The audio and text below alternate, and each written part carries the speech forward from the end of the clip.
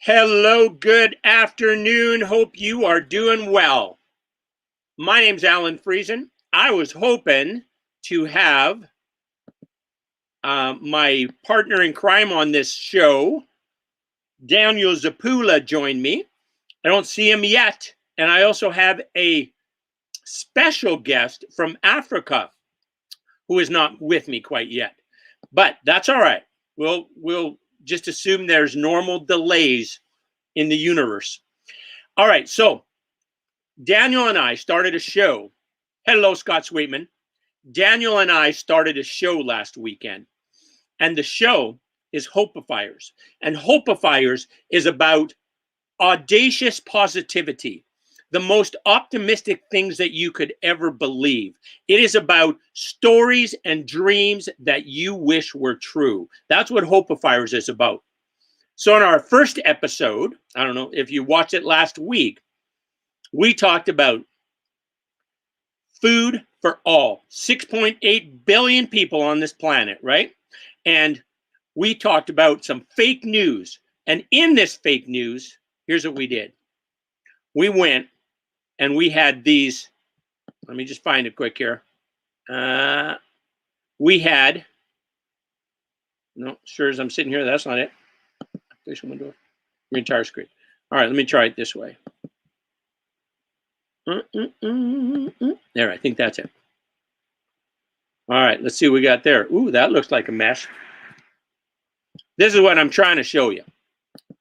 We had the fake news that Dr. Vandana Shiva and Dr. Zach Bush got together and used their immense brains and their huge empathetic practices they have and their knowledge of inclusiveness and their knowledge about biodiversity and their knowledge about the world and nutrition and human beings. And they come up with a plan. And the plan is that food for all is possible. I don't know if these two have ever met. I hope they do. And I hope they go through and say, man, this is a pretty easy thing to solve. A human being needs about 1,460 pounds of food a year. We got about 700 million humans who perish from starvation. Well, how can we fill that deficit? How can we get food for all these people who have none? So their plan was, one, to reallocate food that gets destroyed in our world all the time, 72 billion pounds of food a year, and then get that to the people who need that. The logistics, I don't know how they work it out, but they do, let's pretend. And then the other thing is that they assess all of the soil in the whole universe and determine which crops are optimal in which areas. And they make a plan in terms of to maximize food production, to feed more people, to eliminate people from starving. So isn't that exciting? So that was our first episode that we talked about, that we wanted to have food for all. Beautiful. Now, this one, a little different, because, of course, the next thing after food, and it's actually probably the first thing before food, is water. We're 60% made up of water, but there's about 1 billion people on the planet who don't have access to clean water. And without access to clean water, then there's huge, huge waterborne diseases that kill people. They die from diarrhea often. What a way to die, right? Anyways, so they die from all these waterborne diseases. You clean up the water supply, people get the water they need to be healthy, to have good lives, for their body to function at its optimum, for their body to have a strong immune system, those kind of things. If you think about it, us North Americans, we don't drink enough water. And we have access to clear, pure water that we can have all we want, and we don't drink enough water. Whereas somebody in Africa, as an example, if they drink water to quench their thirst and access that water, and it has waterborne diseases, well, obviously that doesn't go well for them. So this, he's just coming on. He's just coming on. No. I am very sorry. I got an internet challenge here. Very, very big challenge, but I'm glad I'm here. Please, good morning, good evening, wherever you are. That is perfect, my friend. I am so glad to see you. Okay. Oh, no. Let's change this to we got to put on here what? Do you want Professor or Dr. Hilonga? I am Professor Hilonga. Yes, Professor Hilonga. All right, good. All right, Professor Yes. Hilonga. All right. Yes, sir.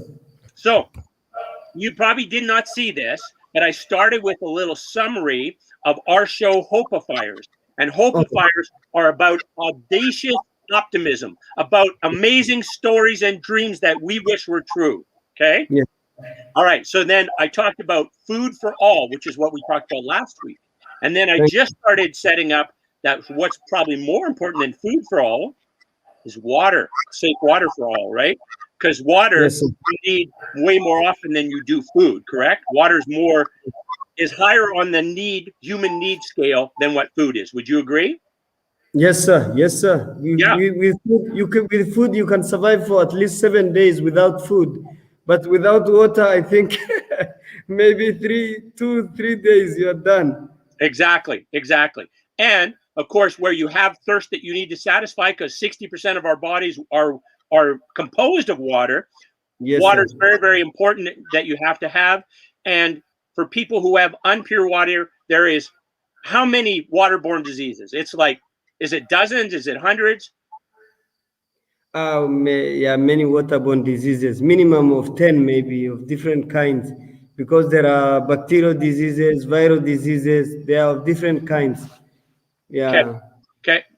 So for my viewers, let me introduce you to Professor Hilonga.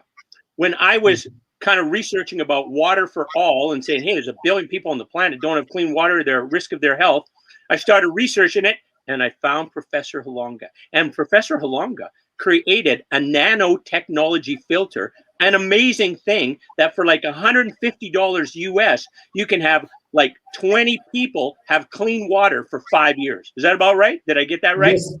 Yes, sir. Yes, sir. So you think about that investment, $150 US, and you make the best conditions possible for health for 5 years for 20 people. That's amazing. Now, further to that, though, Professor Hilonga, he wants to be a billionaire, and I want to help him be a billionaire. And it's not about money. It's about helping 1 billion people. And I think he's going to do Exactly. it. So That's now, my mission. that's your mission, exactly. And I'm so excited about doing anything I can to encourage that mission. So now, Thank you. did you want to talk about Thirst for Life? I think you should. Like, you want to tell us how it works? Fantastic. Thirst for Life is a campaign that we just launched last month in December 2020. And through this campaign, we want to establish water stations, 1,000 water stations from Alexandria in Egypt to Cape Town in South Africa. That is throughout the whole length of Africa. And we got this motivation through a certain lady. You may consider her maybe crazy or whatever. I don't know, however you want to label her. But this is a Canadian lady by the name of Veronique. In my mother tongue, we could say Veronica. So Veronique has decided to run a marathon of 13,000 kilometers. Literally, she wants to run along the whole length of Africa, from Alexandria to Cape Town. Now, this lady was looking for a contribution along the villages that she will be crossing in Africa, that she cannot just run idle in many villages of Africa without any aim or a contribution to the society, to the community. So she was looking for a water filter, just like you, Alan. Thank you. She was searching, and then she said, like, water filters, Africa, water, whatever. That is where she found our nano filter. And she wrote to me, she said, Hilonga, I have a big mission. I want to run a marathon across the whole length of Africa. Now, can we partner? I think if it were you, what will you say? So I said, yes, yes. Veronica. Love you. Yes, Thank you. indeed. Yes, indeed, Veronica. Let's go. So then with this lady, we decided to put our hands together. We got many supporters around the world. We formed a committee that is led by a retiree of Johnson & Johnson company. His name is Robert Aban.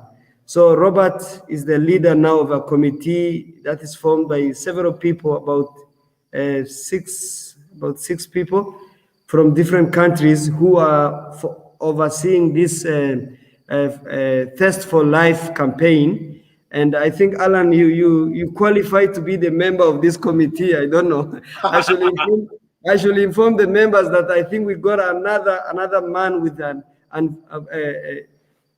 uncontrollable zeal, a man who wants to solve a global challenge of waterborne diseases and to supply clean and safe and clean water to every human being on planet. I'm surprised, actually. That is a very big mission you have, Alan. So I wish we could introduce you there. We are getting many supporters for this campaign. It will cost us $1 billion US. But with this money, we'll be able to establish 1,000 water stations, which means we will create 1,000 employment, and we will provide water to around 5 million people along our route from Alexandria to Cape Town in South Africa. I think it's a very long explanation. I wish I could summarize it. The Thirst for Life campaign, it is available online. If you just search, say Hilonga Thirst for Life campaign, something like that, we will see this huge campaign. I think it will be covered by a lot of media. I am already getting a clue that BBC could join us in some places. BBC. So maybe we'll get many journalists, a lot of social media. I think it will create a lot of hype around the world. But most importantly, it will touch many people's lives. And on Veronica's side, she wants to break a record. She wants to break a record as a first human being to run all along the way along Africa. So this is I have never thought of someone who can think something of this kind, but congratulations to her. We are here to support her run. I hope there will be a lot of excitement along the way, but most importantly, we'll be providing clean and safe water along Africa. And Veronica wants to enter that book of records. We call, what is that? Guinness Book of Records? Guinness Book of Records, yeah. Yeah, he wants to enter there. So anyway, in short, Alan, that is our campaign, Thirst for Life campaign. Are you ready to join, Alan?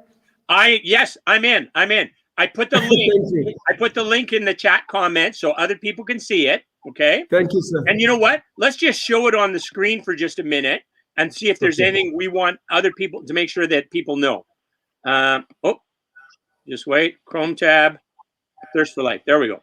So this is the campaign, and here is Dr. Hilonga. Oh, yes. And here is this thing where you can donate now. So exactly, that's it. Did you want to speak to this? Go ahead and speak to it. Please. This is it. This is the campaign. The donation can go through Global Giving. This is a very reputable NGO in the US. It's in America. So they are helping us organize the fundraising. So anyone can contribute anything. We accept $5, $10. I see 13 Canadian dollar. With that, you will be able to give a family in need access to clean and safe water. This will be 1% of a kiosk. So number of people, if everyone can give this amount of money around the world, imagine we can just get these funds we need and do the campaign and provide clean and safe water to about 5 million people in Africa. But most importantly, we will be inspiring the African young people that it is possible to come with an invention like Hilonga, the invention that is coming from the science, but now it is solving a real community problems. You know, I already got many papers. I have 55 publications. But if I just say, oh, this is a professor with 55 papers and very famous, what is the use of 55 papers while children are dying of waterborne diseases? But if young children today, young people, whoever, if they see this, that there is a potential, a possibility of using your education to solve a real problem in the community, to provide a tangible solution, I think it will motivate many people to consider engineering, to consider science as a potential enabler for solving the global challenges, including these waterborne disease issues. I agree entirely. somebody smart as you has your capacity, your caring, compassion, that your desire to make a difference in billions of people's lives. Very inspiring, sir. Very inspiring. Thank you. I appreciate that, sir. Thank Yes. you very much. So now the nano filter itself, it's not like that you said it was good and everybody else just said, oh, okay, well then it must be fine. It's gone through some tests, right? They've Yes, they've sir. checked this out and awarded you because of your invention. Tell us a little about that. Oh no, I'm glad you remember to mention that, because I'm so passionate to mention this, because this is what took me to Geneva. I went to Geneva in Switzerland. I think this by itself is a story. By the way, I should not forget, I wrote a story.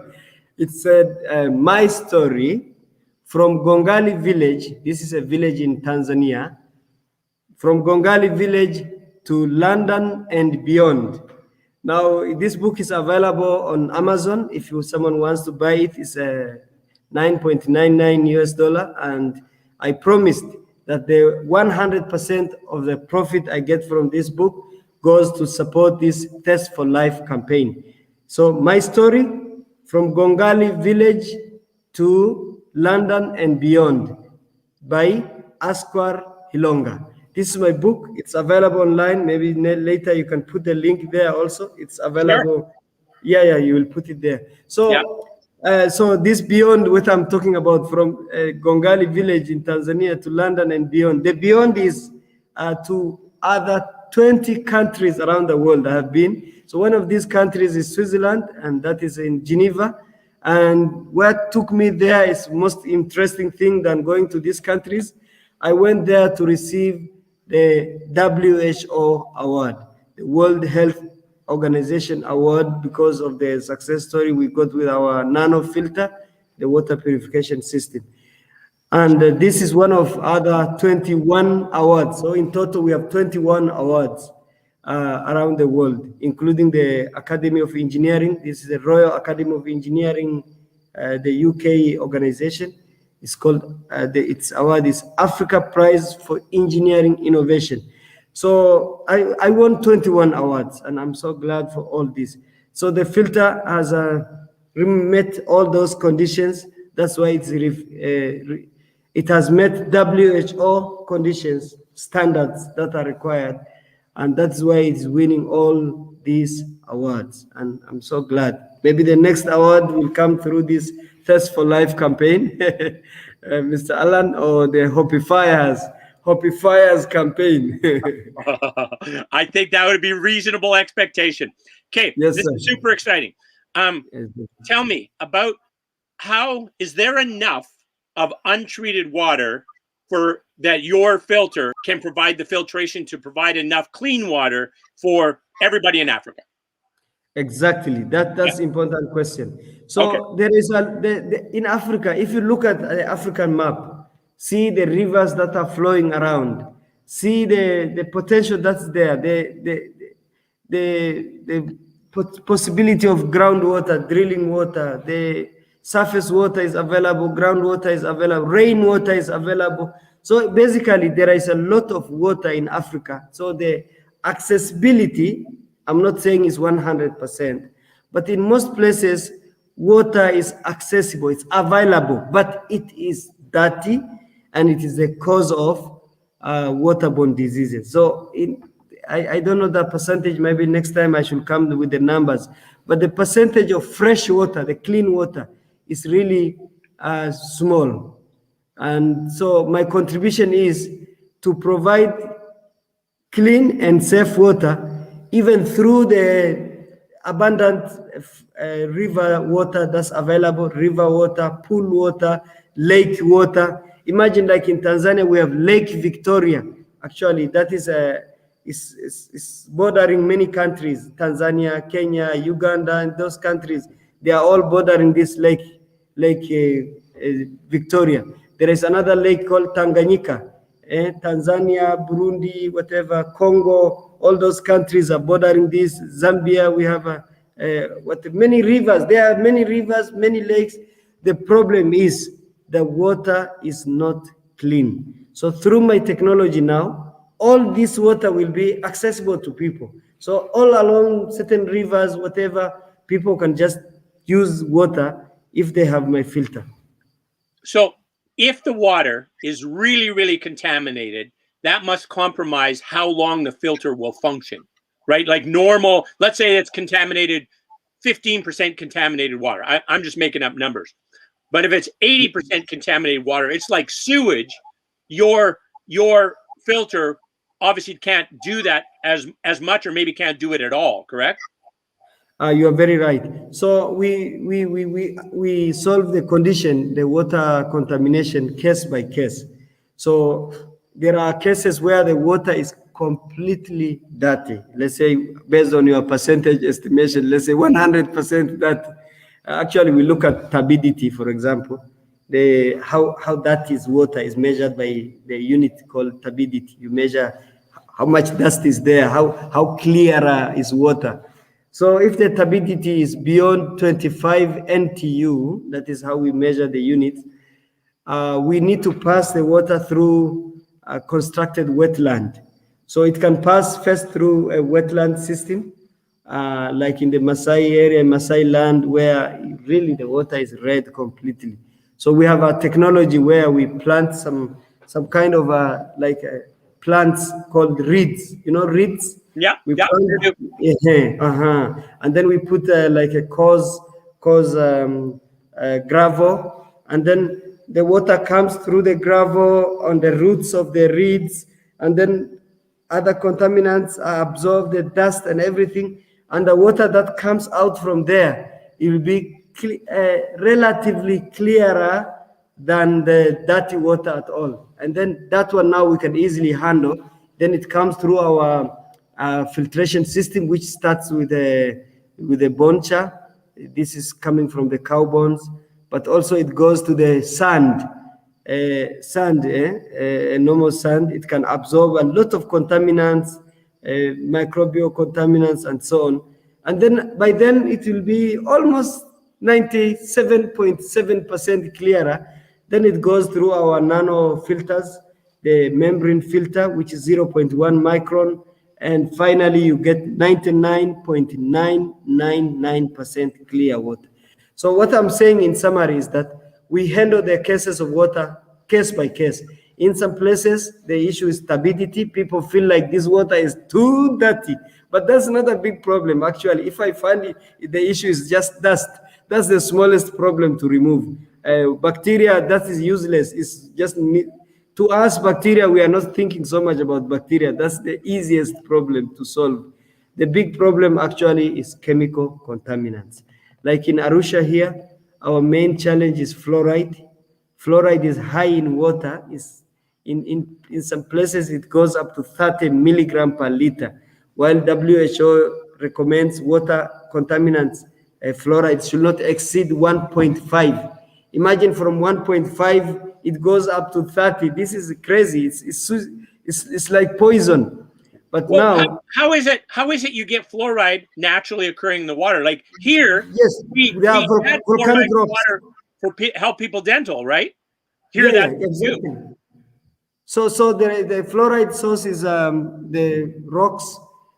We have volcanic rocks around Mount Meru here. We have a mountain here that's a volcanic mountain, and the water is coming from that source. So depending on which rocks the water pass through, the contamination, the fluoride contamination varies. So there are places, of course, if you go away from the mountain, the fluoride level is very low, but closer to the mountain where that's where the majority are living, including myself. I'm also closer to the mountain. So here the problem is critical. If I show you one of the videos of people suffering from fluoride, you will cry. But we are here not to cry. We are here to solve the challenge. The fluoride challenge is all along the Rift Valley, up to Kenya, Ethiopia, and in many countries. You can just search for fluoride. You will see it. Even in India, Bangladesh, people are suffering from fluoride contamination, and arsenic also is there. So we are here case by case. You may see the water is clearer, like with your eyes, but the chemicals that are inside there are poisonous. So we are our first step is to test water. We have a laboratory, a water testing laboratory. We test the contaminants, the level of contaminants in water, and then we solve this, we remove the contaminants case by case.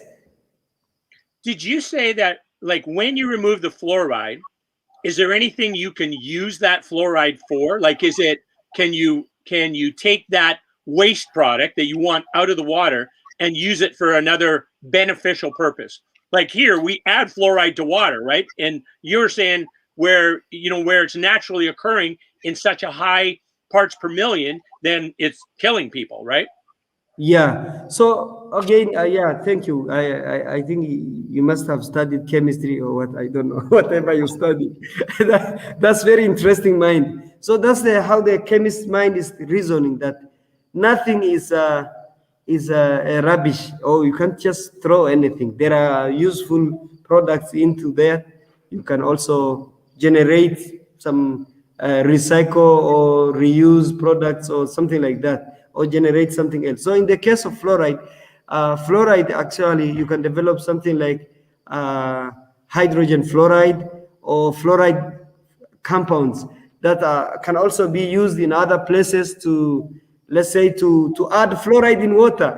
As we are talking about too much fluoride, in some places they are struggling with the lack of fluoride. So they add a little bit of fluoride in water, so at least their teeth cannot be affected. On the other side, fluoride protect teeth. That. That's why in the toothpaste there is a small little fluoride. So in our area here, we don't need it. We need fluoride-free toothpaste. But in America, in some places, maybe even in Canada, in your water, maybe you need a little bit of fluoride. So we can create some compounds here, regenerate this compound and package it very well, and export it to Canada and get more money. How about that? I think this is a good idea. I like that. You got too much fluoride, we want it. Maybe we got too much food, we send it to you. Something like that would be a good deal. Win-win. That's a win-win, a big deal. Win-win. Exactly. Yeah. Nice. Hey, can you filter, like your nano filter, you said it was what, 0.1 micron? 0.1 micron. That is very small pores, Yeah. which are 10 times smaller than the smallest bacteria. So because a normal bacteria is around 1 micron, a standard average size of bacteria, around 1 micron. Now this thing is 0.1. So imagine we have a hole which is 0.1, and something that has to pass there is 1 micron. It can't. Yeah. So this is just the best filter on I can say under the sun, maybe with a small exaggeration. I don't know.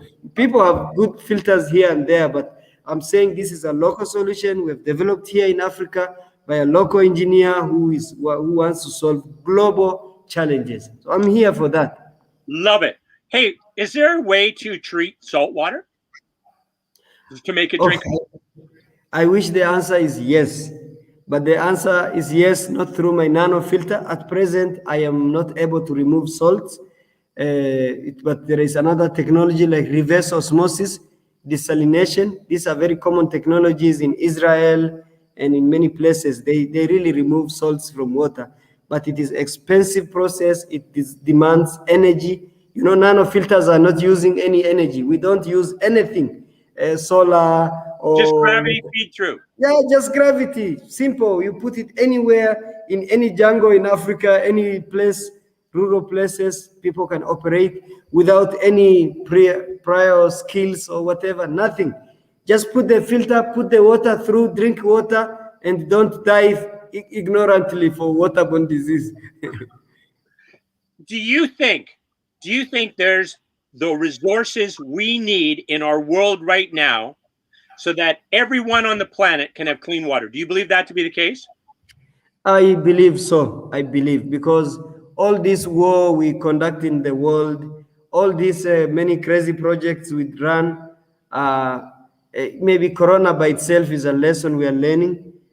One person, one sick person who will have been helped somewhere. I don't know what is the source of Corona. There's a lot of conspiracy here and there. Sure. But suppose it's a disease that started with a certain sick person who was not able to get their services, and now he spread this disease to his family, to his neighbors, to his country, and now it's a global problem. And again, many other problems are like this, like the issue of poverty, the challenges people are facing. If the global resources are wisely utilized to solve this very minimum, what we are talking about here is 150 US dollar. Of course, our filter, if you sell it at a what is that individual price, it goes up to 250.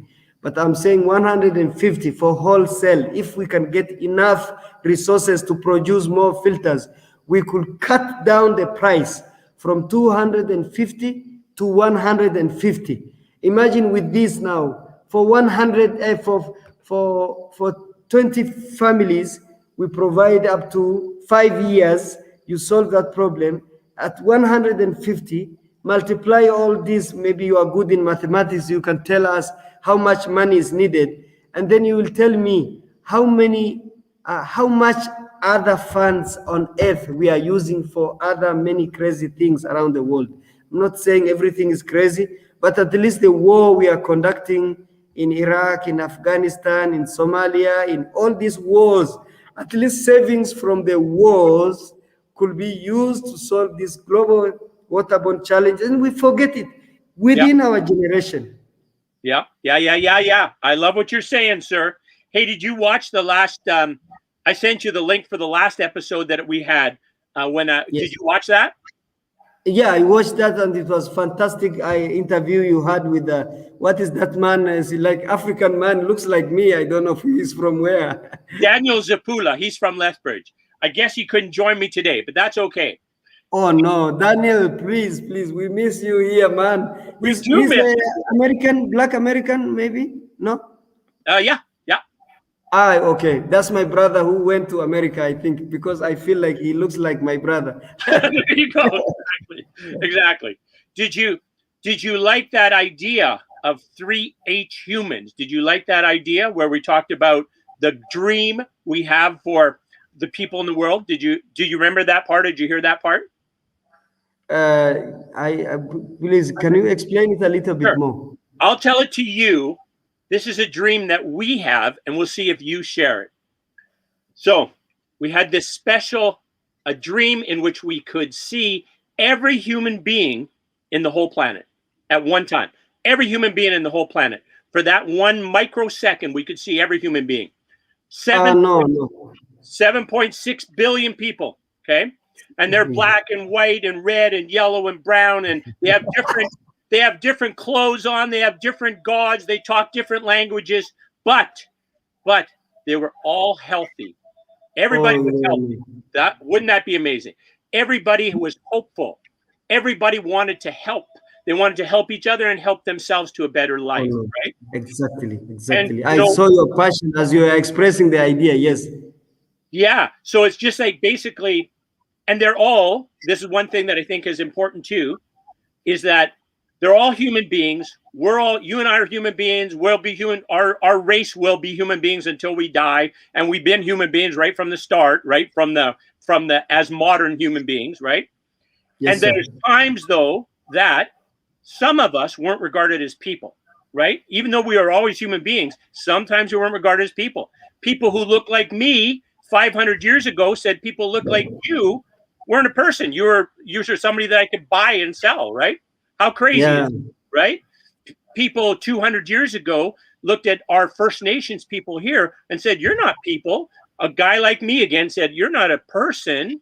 You might be a human being, but you're not a person. So we can take your kids. Yeah. Crazy. That's crazy, man. And I think, as I've said, Corona has taught us a lesson that we all depend to each other.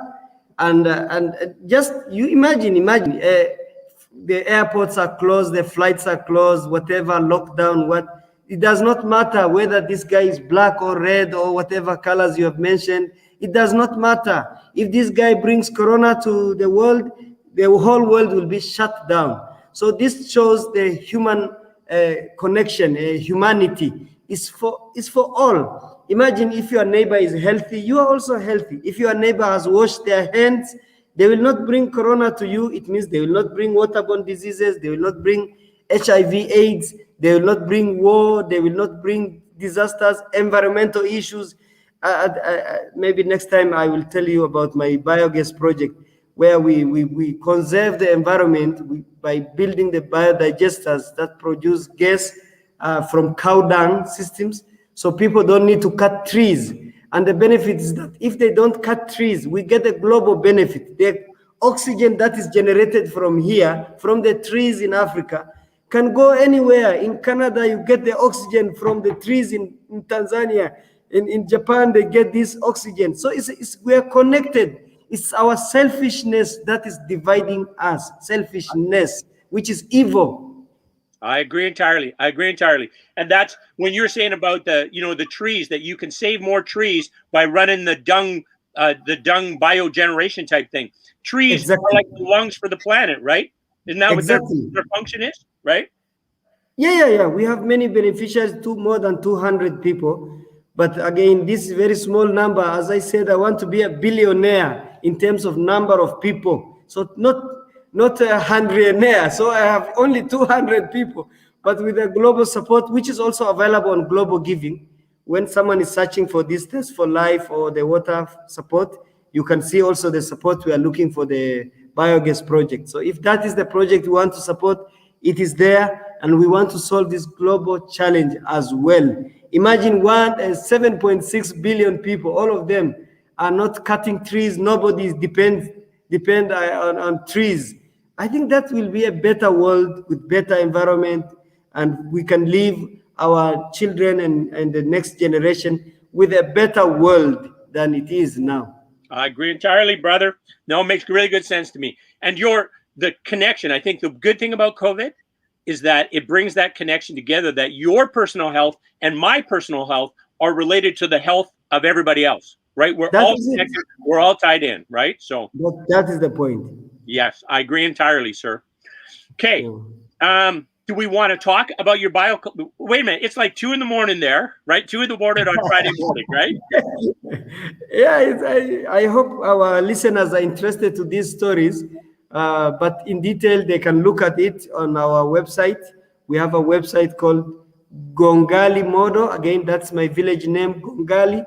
So Gongali Modo, let me just write here, gongalimodo.com.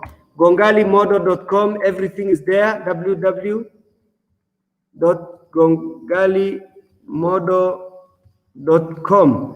So from here, you will see a lot of our activities, what we do here, and the potential of solving various challenges. So one of which is this energy, providing free, clean energy to everyone, including those in the remote places where you don't need the electric connection, the grid connection. No. Decentralized energy for everybody. Did I mention about the solar again? You need a series of interview with me, man. Every day we can make an interview. I think we do. But I am not a person actually who is so much interested in talking. I'm a man of action. I wish we could see some results, and we will tell our audience next time how much we are making, the progress we are making. We can give feedback. I think many people are interested to provide a solution to serious challenges like these ones, and particularly when they see the outcome is promising. The challenge that people are getting and they are afraid of is these NGOs in many places where people are too hungry. You support them, but it is for their own benefit. But Mr. Alan, maybe I can tell you that I am not that hungry. I'm hungry somehow, but not that hungry to squander your money. I will make sure that the money goes to the projects we are supporting. We conducted due diligence. We will give feedback to our people, and our accounts are audited. We will give comprehensive feedback to whoever is supporting us. We use the GPS, the photos, the videos to give feedback to our contributors around the world. As I said, I'm not that hungry. I'm a professor at the university. I get at least a good salary based on my Tanzanian standards. So I'm not that hungry, but I am hungry for my people. We want to solve these challenges, local challenges that are also reflected in the global community, and we are here to solve those challenges, sir. Oh, that's exciting. That's exciting. And you know what I think holds people back is they don't think it's solvable. They don't think it can be solved. There's no way. But I'm telling you, or I'm telling our viewers, and you're telling our viewers, it can be Yes, solved, sir. right? Yes, we can. Yes, we can. We have tried here in our region. For example, in the region where my company is now, as I'm talking to you, the government has just given its report, and they are saying the waterborne diseases is decreased now in this place by 42.9%. Imagine we just cut it down literally. You can say almost half by half within our short, like 3 years we were here working in this community. So you can see if globally now we scale up that potential globally, what will happen? What will be the result like 20 years down the road? This will be in the books of record. People will be laughing. Our grandchildren will be laughing at this. We say, wow, people were sick of waterborne diseases? Really? They die for bacteria? Those will be something funny. And Yeah. we want it to be like that in the near future. Yes. Yeah. I'm 100%. Makes good sense. What else was I going to ask you? Oh, right. When you have the 1,000 stations diagonally across Africa, right? 1,000 stations, and each of those stations serves what, 100 families, I think, right? Each station would serve 100 families. Yes. Again, here is this is tricky because those are direct beneficiaries of 100 families, but there are people who get indirect benefits, like those who buy the water filters from those kiosks, because every kiosk is like a shop, a small shop. It's run by a local entrepreneur. We employ someone there. Imagine, let's say, someone in Sudan running a kiosk, and then inside there they are selling water, but they are selling also filters. And every filter they sell, it is touching about 20 people in that family. People who don't need to come again to the kiosks to buy water. They have their own filter at home. So if you look at this multiplier effect, our estimates is 5 million people. That is within 2021 and 2022. That's the number of people we want to reach in across Africa. That is exciting. Wow. Okay, so while we're at it, do you know how we can make sure that everybody's got enough to eat and everybody's got shelter and everybody's access to medical care? Have you figured those things out as well? I'm joking. Please, let us know. Let me know.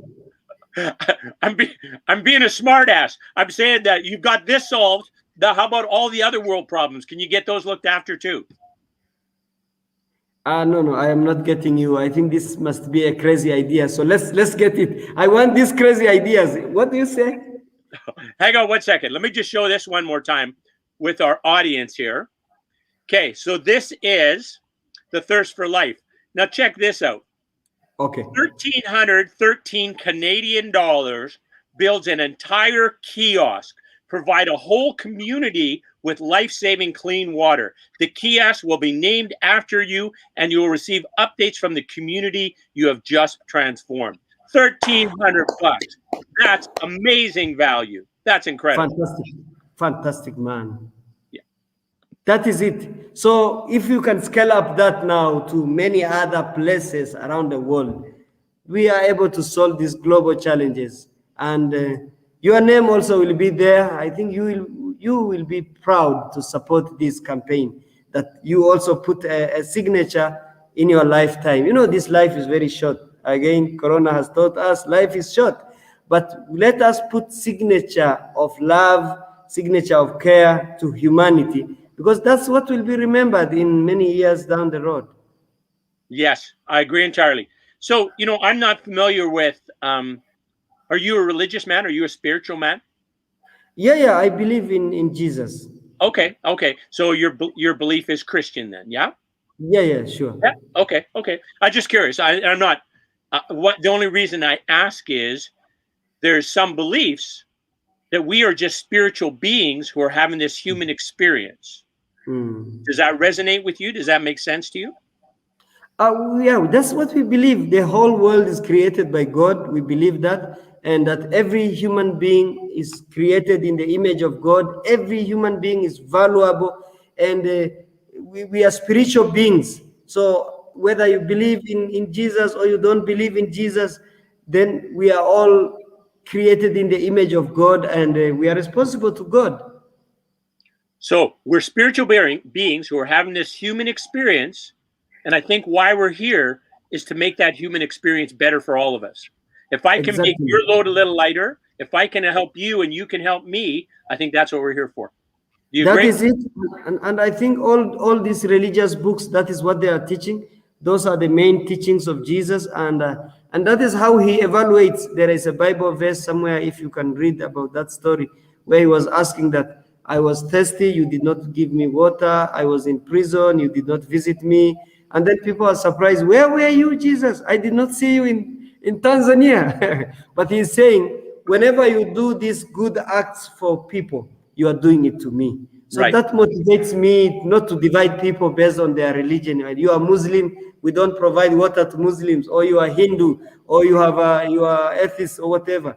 We want to demonstrate the love of Jesus to everyone, because that is the credit he will give us in heaven, that you did these good things for me, because through the people who are in need, you did good service. So I appreciate this.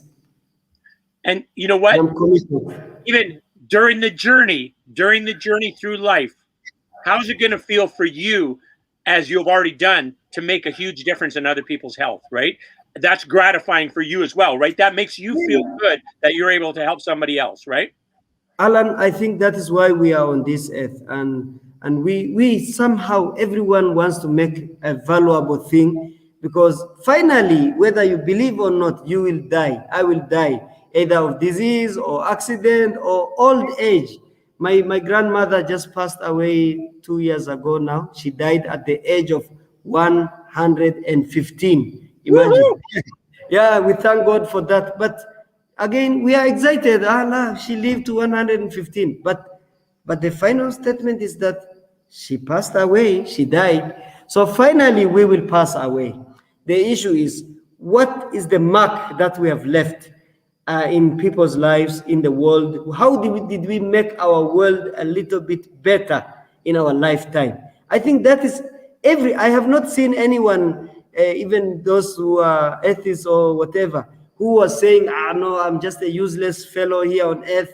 Let me just live and die. Nobody. People have mission. They want to make a world a little bit better, a better place. And I know this mission comes from God. He has put it in everyone's heart. It is there, whether you believe in him or not. But that heart, a good heart of humanity, is there. But unfortunately, sometimes it is ruined by Satan, by our selfishness, and then we feel like you want to amass the resources for your own pride, for whatever. They are telling us that for one rich American, I know this should not divide people, but for one rich person to live, he is squandering resources for, they said, how many people? Is it like 30,000? I don't know. 30, maybe, I don't remember those numbers, but it's a big number for poor people. Versus one person who is rich, the extravagant life they live and whatever. If those resources are distributed, it could make betterment of many numbers of people. Maybe I should search again what is that number. But it tells us that if we reduce our luxury, our extravagant life, just by 10%, we can make a world a better place. Yeah, no, I'm 100% with you. And that's, I think part of it as well is deciding that you have enough, or when you can say you have enough. I have enough. I have income that's more than I need.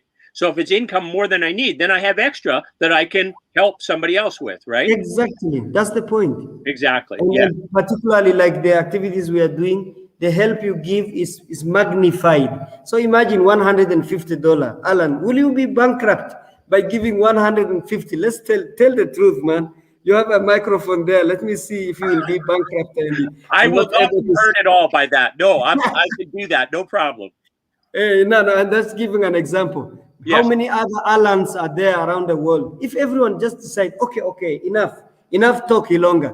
What do you want me to do? I say, okay, give that 1.3, what's that? $1 million dollar that we need, 1 million US dollar. Then we have water for 5 million people across Africa. You give a good name. We say this campaign is sponsored by billionaire Alan Fraser. Alan Fraser, Wonderfully. billionaire, has sponsored the whole campaign. Ladies and gentlemen, stop supporting this campaign because Alan Fraser has decided to sponsor it all. And that could be your contribution. You go to heaven. Thank you, Alan. that's that's great. Thank you for that. You know, I'm not Yeah. going to be able to write a check for that, though. You realize that, eh? So Thank you, I, sir. I have more money than I need, but this much more, that much more, not that much Okay. more. So, but I I got some. appreciate All I right. Well, appreciate you, sir, you are a beautiful human being. I'm so happy to meet you. I want to Thank you, talk sir. to you again. I think that you are going to be a billionaire. You're going to make a difference in a billion people's lives. And I hope I can contribute my little bit to support you in making that happen. So, Thank you very much. We value every single small support that's provided. It goes directly to the community. As I said, I am not depending on this money for my survival. I have my enough salary in Tanzanian standards, a lot of money. I am living in a something like a five-star hotel, maybe. I took a lot of loans, of course, from the bank and some other places. But my wife is running a big company. We did not talk about her, but she's is a Tanzanian also. She's super lady here running the company. And we have employed more than 100 people, actually 127 people. So in short, what I'm saying is that my personal life is going well. I thank God. I've been to 20 different countries around the world. I did my PhD in South Korea. You did not ask today. Thank you very much for that. So in South Korea, I was there for 5 years. I did my PhD and I got a global exposure. I've been in China, in Thailand, in Vietnam. I have been in Norway, in France. I have been about 9 times in the UK. I'm a friend to Prince Andrew, the son of Queen Elizabeth. I appeared in a video with Bill Gates. I hope you know, at least you know Bill Gates, isn't it? I do know who Bill Gates is. Yes. Yeah. Yeah. So I appeared in a video with Bill Gates. Together we made a video, but we did not meet, of course, face to face, just like you, but we made a video. So I appeared in many places and I thank God for this. The issue is, what does it mean to my community? If I go to my village now, I tell them this story. Oh, I talked with Alan, whatever, I'm famous. That's a useless story to them unless there is a value they see from this. Okay, because of this connection now, I bring now a water filter that will solve your problem. Now people will see now this man is smart. They see the value of my exposure, the value of my education, the value of my 55 papers, and so on and so on. But otherwise, it will end up to be like one more politician. They say, this guy is just making noise. He's not helping us. So, but I want to be of help to my community and to the global community. Thank you, Alan, for supporting me and for everyone else there who is willing to kick in. If there is a further explanation needed, clarification, anything, I'm available. As I'm talking to you now, it's approaching 3 a.m. Imagine I woke up at 2 a.m. ready for this mission because I know while I wake up for this talk, there is a woman somewhere in a village who has awoken to take a child to the hospital because the child is suffering from waterborne disease. So I think it's a better mission for me to wake up and contribute to solving these challenges. That is beautiful. Do you want to tell anything about what your wife's company that she runs? Do you want to talk about that? Or should we save that for another time? The company is called Gongali. It's Gongali Modo. I can talk briefly. The company is Gongali Modo. That's where we say gongalimodo.com. This is the company which is running all these businesses because, it must be a legal business recognized by the government. And even the funds that people are supporting must be audited by the government. So because of this, I made a company. So it's a proper company. If someone wants to conduct a due diligence, to see our records, our financial records, audited records, They are all available. And so anything, we are open-minded. You can even literally just come and see what we are doing. But if you can believe in our final documents, I can send you the documents. You can cross-check with the government and check whether this company is legal, whatever we are doing. So we are open-minded, we are here. I think this should not be a barrier for you to help the community. I'm talking not only you as Alan, you as our listener, and anyone who will be watching this YouTube link around the world. I am open-minded, I'm available. My email is hilonga@gmail.com. hilonga@gmail.com, and the campaign is here. We put it on the screen on Global Giving. There is a huge campaign called Thirst for Life campaign. So you just contact us, hilonga@gmail.com. I will respond to you. Any question you want to ask, any clarification, and we are available to satisfy all those questions, provided that we can help billions of people around the world. I put the email in the chat. I have the other up there, the Thirst for Life campaign. And of course, that Thirst for Life campaign, you already mentioned, like it is through a recognized global giving, so a recognized agency, charity agency. So it's legitimate in terms of what they're trying to do, and that's beautiful. That's great. Again, maybe just small addition on the global giving. I have a company called Gongali Modo, but an NGO, which is a Tanzania Human Development Foundation, TAHUDE. So when our visitors see an NGO called TAHUDE, they should not be surprised. No, this guy is talking Gongali, TAHUDE. Gongali is for profit. TAHUDE is non-profit. All of them are my organizations, and we are working through global giving to provide clean and safe water, to provide the biogas and the solar lanterns, all three products to the people in need in Tanzania to start with. But if someone wants to support in another country, also we are open-minded. Wait a minute, the water filtration, the biogeneration with the animal waste. What was the third thing? Solar lanterns, for solar power, Solar power, yeah. Good. Excellent. Okay, well, I should probably let you get some sleep. You're going to be want to go to bed, then start your day in 3 or 4 hours. So. Thank you very much. I'm so proud of you, Alan. Thank you. I wish everyone has that thought, a big heart like your heart. You have really challenged me for the first time to put these things in numbers, that it is possible to solve global challenges. I think if every human being has that thinking, truly, we will solve global challenges. Just we have solved the communication challenge. Now you see, I'm talking to you, you are in Canada, I'm in Tanzania. Now we can go to another step now. We solve the problems in Tanzania, we solve the problems in Canada. It's becoming a real village, a village where everyone is comfortable, everyone is happy. We make a better future for our next generation. May God bless you, Alan. Thank you very much. It has been a pleasure. You are a wonderful human being. I will be supporting your initiative, and I hope our viewers do as well. Okay? Thank you very much. Thank you very much. God bless you all.